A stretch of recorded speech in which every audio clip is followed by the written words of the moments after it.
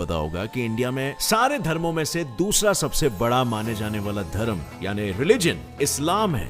लेकिन इसके बावजूद भी आज हमारे भारत में इन दोनों धर्मों में मानने वाले लोग एक दूसरे से अलग और एक दूसरे से बेहतर होने की कस्में खा रहे हैं। जबकि अगर देखा जाए तो हिंदुइज्म और इस्लाम में बहुत सी बातें सिमिलर भी है। जैसे कि हिंदुइज्म में सबसे पहले भगवान ब्रह्मा और उनकी पत्नी सरस्वती आई थी, और वहीं इस्लाम में सबसे पहले आने वाले पैगंबर थे इब्राहिम, जिसे इब्राहिम भी कहा जाता है, और उनकी पत्नी सारा। तो क्या हम एक ही सिक्के को दो अलग अलग पहलुओं से देख रहे हैं? क्या सच में हम अलग हैं या हमें कुछ चीजें एक सी है? क्योंकि जैसे मक्का की हज में मुसलमान जाते हैं, वैसे ही हिंदुइज्म में हम तीर्थ जाते हैं, है ना? पर सिर्फ यही नहीं, इसके साथ मैं आपको ये भी बताने वाला हूँ कि आखिर क्यों मक्का जो मुसलमानों के लिए सबसे पाक है, वो हिंदुओं के लिए भी उतना ही पाक और पूजनीय हो सकता है, और शायद है भी। चलिए मिलकर लगाते हैं इसका पता मेरे यानी गौरव के साथ हमारे आज के इस वीडियो में, जिसका टाइटल है हिंदू इस्लाम सिमिलैरिटीज।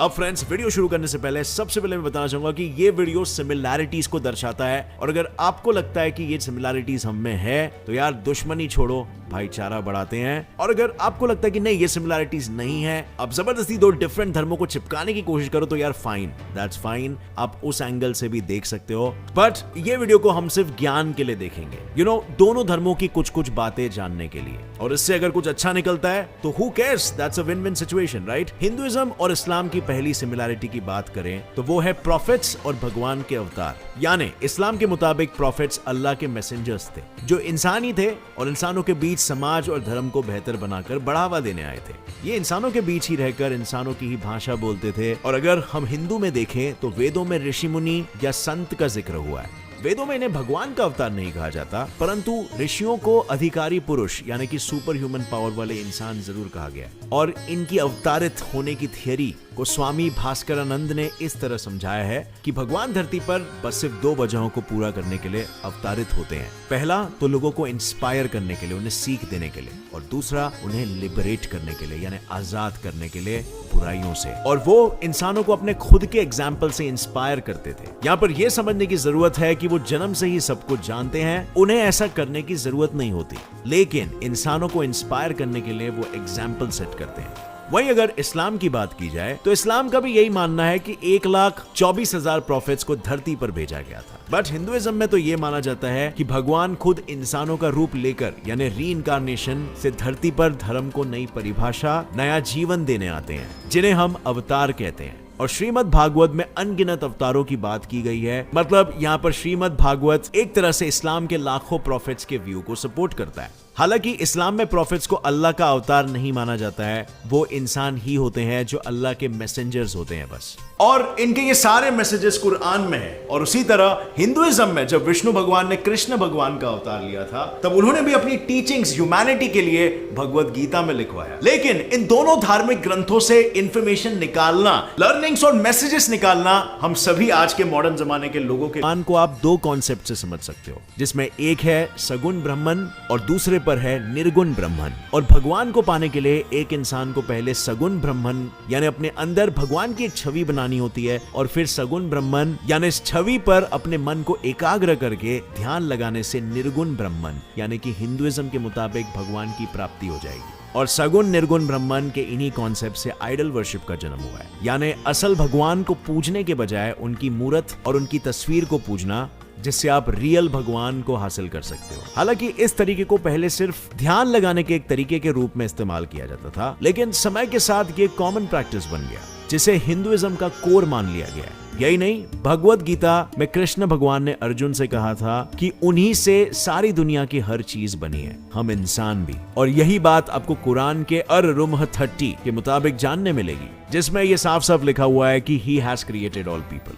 यानी इंसानों को अल्लाह ने बनाया। और कुरान में आपको सगुण ब्रह्मन और निर्गुण ब्रह्मन का भी एग्जाम्पल मिल जाएगा। मतलब सभी को बनाने वाले अल्लाह के बारे में अल-अनहाम 103 में यह लिखा हुआ है कि इंसान को बनाने वाला अल्लाह किसी की नजर में नहीं आते, लेकिन उनकी निगाह में सब आते हैं। वो सबसे परे हैं और वो हर जर्रे में है, यानी हर जर्रे में रहने वाले अल्लाह इंसानों के अंदर भी है। जिसका मतलब है कि एक सगुण ब्रह्मन इंसानों में भी है। और इसके साथ ही यहाँ उनको सब नजर आता है, ये कहकर अल्लाह ने निर्गुण ब्रह्मन होने की भी बात की है। हालांकि हिंदुइज्म की तरह इस्लाम में अल्लाह की छवि बनाना और किसी तस्वीर और किसी मूर्त को पूजना बिल्कुल मना है। और सिर्फ यही नहीं, वेदांता में मेडिटेशन के 3 स्टेजेस है, धारण, ध्यान और समाधि। और वहीं कुरान में भी सच के रियलाइजेशन के 3 स्टेजेस है, ऐनल यकीन, इल्मुल यकीन और हकुल यकीन। अब हिंदुइज्म हो या इस्लाम, दोनों में ही भगवान के साथ एक होने के लिए भगवान का नाम लिया जाता है। हिंदुइज्म में इसे जप और इस्लाम में इसे जिक्र कहा जाता है। कुरान के मुताबिक जिक्र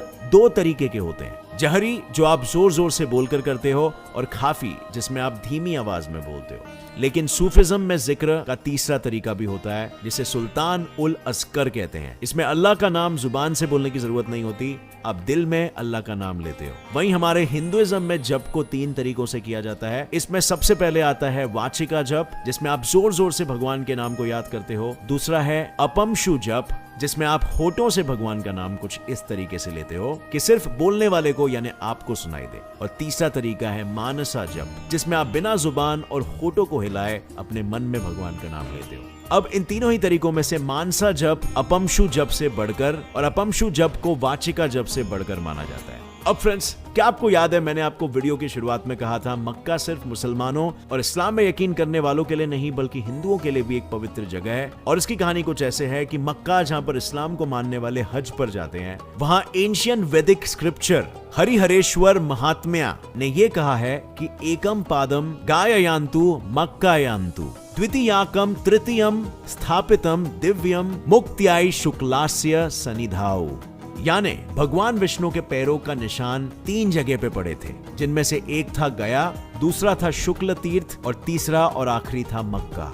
और हालांकि इस्लाम में जैसे मैंने बताया था आइडल वर्शिपिंग की मनाही है, पर ब्लैक काबा स्टोन को वो पवित्र मानते हैं, जिसे वो हजरे अस्वद कहते हैं। और इसके अलावा भी आप अगर देखोगे, जैसे हिंदुओं में भगवान की प्रदक्षिणा करने का रिवाज है, बिल्कुल उसी तरह काबा में भी पिलग्रिम्स काबा के स्टोन के 4 बार एंटी क्लॉकवाइज डायरेक्शन में चक्कर लगाते हैं। और जिस तरह इस्लाम में हज होता है, उसी तरह हम हिंदुओं में तीर्थ यात्रा होती है। लोग अपने भगवान को देखने के लिए, अपनी तकलीफों को भगवान से बांटने के लिए घर बार छोड़कर 4 धाम की यात्रा से लेकर कई तीर्थ यात्राओं पर जाते हैं। और वहीं पर जहां पर हिंदुओं में दान धर्म का चालन है, वैसे ही इस्लाम में भी ज़कात का चालन है। लेकिन जहां पर हिंदुइज्म में दान को वैदिक पीरियड से दिया जाता है, हिंदू लोग दान को बिना किसी एक्सपेक्टेशन के करते हैं। वहीं पर ज़कात, जिसका मतलब टू क्लेंस है, वो अपने धन दौलत को प्यूरिफाई, इंक्रीज और ब्लेस कराने के लिए करते हैं। लेकिन इन अच्छी चीजों के साथ कुछ ऐसी गलत चीजें भी है जो हिंदुइज्म और इस्लाम दोनों में ही फॉलो होती है, जिसका एक बड़ा एग्जाम्पल है पेट्रियार्ची। यानी घर से लेकर समाज तक हर जगह सिर्फ आदमियों को ही आगे रखा जाता है। लेकिन समाज का ये दोगलापन हमेशा से नहीं चला आ रहा है। इस्लाम में औरतों को बहुत ही रिस्पेक्ट दी जाती है और कुरान में माओ को सबसे ज्यादा रिस्पेक्ट देने की बात भी कही गई है। इनफैक्ट आपको ये जानकर हैरानी होगी कि इस्लाम ऐसा पहला धर्म है जो औरतों को समाज में बराबर का दर्जा देता है। इनफैक्ट अगर मुस्लिम फिगर्स में हम खादीजा की बात करें, जो मोहम्मद पैगंबर की पत्नी थी, वो खुद एक बहुत ही स्ट्रॉन्ग और असर्टिव बिजनेस वुमन थी। यानी आज इस्लाम में औरतों को जुम्मा में बोलने ना देने से लेकर इमाम सिर्फ मर्दों को बनाने तक, नमाज पढ़ते वक्त मर्दों के पीछे बैठने से लेकर हर जगह औरतों को मर्दों के पीछे ही बिठाने तक का रिवाज आज के समाज में बनाया गया है, जो कुरान की असली बातों की जगह पे अपने फायदे के लिए कुरान में लिखी बातों का मतलब बदल देते हैं। अब आज के जमाने से कंपेयर नहीं कर सकते हो। उस जमाने में फिजिकल स्ट्रेंथ और मैस्कुलिन कैरेक्टरिस्टिक्स का ज्यादा रोल होता था और आज के जमाने में दिमाग का ज्यादा रोल है, simply because we are surrounded in a corporate culture. So उस जमाने में Islam was one of the religions जो फीमेल्स को लेकर भी लिबरलाइजेशन स्टार्ट करने लगा। और अब अगर हम हिंदुइज्म में पेट्रियार्की की बात करें, तो हिंदुइज्म में भी आपको इस्लाम की तरह हर पंडित आदमी ही दिखाई देंगे और शायद ही आपको कहीं आदमियों जितनी फीमेल पंडित देखने को मिले। यही नहीं, समाज में होने वाले सारी ही चीजें आपको मर्द की सहूलियत और औरतों की दिक्कत के पहाड़ के खड़े मिलेंगे। लेकिन कुरान की तरह हिंदुइज्म में भी पेट्रियार्की आज इंसानों ने ज्यादा भरी हुई है, क्योंकि पुराणों के मुताबिक सती और पार्वती ने अपने पतियों को खुद चुना था। महाभारत में लक्ष्मी जी ने अपने पति विष्णु को इसीलिए छोड़ दिया था क्योंकि उनके साथ आदर के साथ व्यवहार नहीं किया गया था। और इसी तरह गंगा और सरस्वती ने शादी करने के लिए शर्तें तक रखी थी, जो आज की औरतों के लिए पॉसिबल ही नहीं है। इसके अलावा आपको स्वयंवर का कॉन्सेप्ट पता था, जिसमें लड़कियां चुनती थी अपना पति, वो भी सबसे स्ट्रॉन्ग और सबसे केपेबल। अब फ्रेंड्स, वंस अगेन हिंदुइज्म में भी आपको काफी सारे एपिसोड्स मिलेंगे जहां पर आपको पेट्रियार्की दिखाई देगी पुराने काल में, but then once again come on man, humans का डेवलपमेंट ही ऐसे हुआ है कि पहले पेट्रियार्की एग्जिस्ट करती थी काफी हद तक, और रिलीजियंस ने कई हद तक उसे लिबरलाइज करने की कोशिश की, या फिर उस जमाने के पुराने विचारों में जितना बेस्ट हो सके वो डेवलपमेंट्स लाने की कोशिश की। बट इसका मतलब ये नहीं है कि आज जो डेवलपमेंट्स हो रहे हैं वो पहले से कम या ज्यादा थे। आज हम जो डेवलपमेंट्स कर रहे हैं वो आज की सोच के हिसाब से कर रहे हैं, उस समय जो हम डेवलपमेंट कर रहे थे उस समय की सोच के हिसाब से कर रहे थे। अब मेरा पर्सनल ओपिनियन अगर आप जानना चाहते हो तो आप ऑलरेडी जानते हो कि मैं किसी भी रिलीजन में एज इन भगवान की कही हुई बात नहीं मानता। मैं समझता हूँ कि रिलीजन को इंसानों ने ही बनाया है और इंसानियत की भलाई के लिए, और उसमें कुछ उनके डेवलपमेंट्स ने इंसानों का भला किया और कुछ ने नुकसान भी। बट यार यही तो इंसान होना है। मतलब अगर हम अपनी गलतियों से नहीं सीखेंगे तो फिर हम आगे कैसे बढ़ेंगे? और गलतियां करना छोटा होना नहीं हो जाता है, बल्कि it is a sense of pride कि इंसानियत कोशिश कर रही है आगे बढ़ने की, और वो कोशिश हमें आज दिखाई दे रही है। हम उस जमाने से लेके आज तक कितने एडवांस हो चुके हैं। And please don't give me that कि उस जमाने में लोग ज्यादा खुश थे, आज लोग ज्यादा दुखी है। वेल, उस जमाने में लोग ही कितने थे, आज लोग बिलियंस में है और अच्छे खासे लोग खुश है अपनी जिंदगी से, ज्यादा सेटिस्फाइड है, उनकी क्वालिटी ऑफ लिविंग अच्छी है। डेफिनेटली कुछ प्रॉब्लम्स है आज जिससे हम जूझ रहे हैं, बट वो प्रॉब्लम्स उस जमाने में भी हुआ करती थी। So let's not demoralise ourselves बोल के कि यार हम तो नर्क में आ गए, हालात बद से बदतर हो गई है वगैरह वगैरह। Anyway friends, coming back to the topic, अब मैं आपको बताने वाला हूं उस दर्दनाक सिमिलैरिटी के बारे में जो हिंदुइज्म और इस्लाम में पुरातन काल से चली आ रही है, यानी एनिमल सैक्रिफाइस की। तो हिंदुओं में बलि देने का कॉन्सेप्ट पुरातन काल से ही चला आ रहा है, जिसे आज भी भारत के कई बड़े छोटे राज्यों में जैसे राजस्थान, महाराष्ट्र, आसाम, वेस्ट बंगाल, आंध्र प्रदेश और कर्नाटका वगैरह में लोग मानते हैं। इसमें पिजन, चिकन, मेल बफलो, गोट एटसेट्रा की बलि चढ़ा दी जाती है। महाभारत में दर्ज अश्वमेधा एक ऐसी रिचुअल थी जिसमें इंसान घोड़ों की बलि चढ़ाया करता था। वहीं अगर हम बात करें एक इस्लामिक कंट्री जैसे पाकिस्तान की, तो ईद में वहां पर 1 करोड़ जानवरों की बलि चढ़ा दी जाती है। और मुसलमानों में बकरी से लेकर गाय और ऊंट की शुरुआत इब्राहिम यानी इस्लाम के सबसे पहले पैगंबर ने अपने बेटे को कुर्बानी से बचाने के लिए की थी, जिसकी नकल करते हुए आज हर मुसलमान ईद में जानवरों की कुर्बानी देते आ रहा है। और इस बलि के 3 हिस्से होते हैं, जिनमें से पहला सैक्रिफाइस देने वाला परिवार अपने खाने के लिए रखता है, दूसरा फ्रेंड्स और रिश्तेदारों को देता है, और तीसरा गरीब मुसलमानों को। लेकिन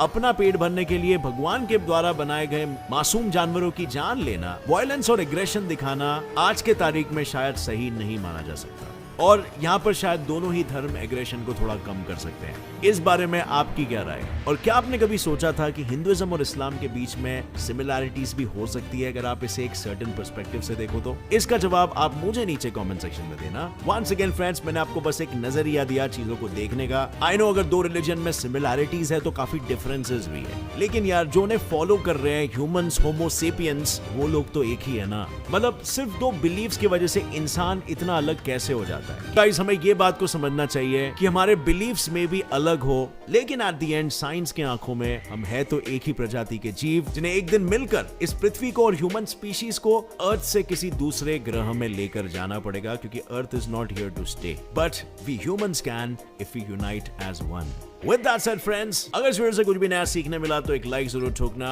gets it fly fact channel को भी सब्सक्राइब कर लो और बेल नोटिफिकेशन दबा दो, ताकि आगे आने वाली हमारी कोई भी वीडियो की अपडेट आप